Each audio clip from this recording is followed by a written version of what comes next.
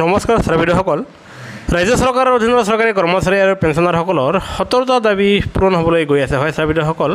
আৰু এই 17টা দাবী যি পূৰণ হ'বলৈ গৈ আছে সেয়া সমাধান হ'বলৈ গৈ আছে আৰু য'ত কৰ্মচাৰী আৰু পেঞ্চনাৰসকলৰ দৰমহা আৰু পেঞ্চন বৃদ্ধিকে লৈ গ্ৰেচুইটিকে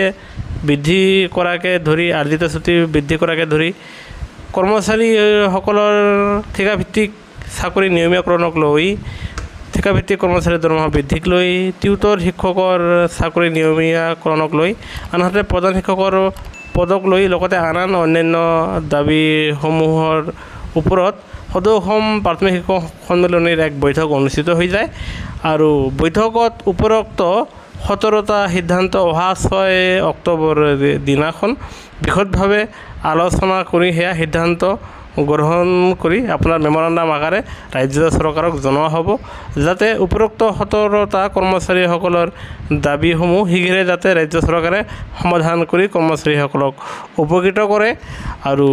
গতিকে চৰকাৰে ইতিবাচক সঁহাৰি জনাব সেয়েহে অহা 6 অক্টোবৰ তাৰিখে এক বৃহৎ অভিৱৰ্তন আছে য'ত 17টা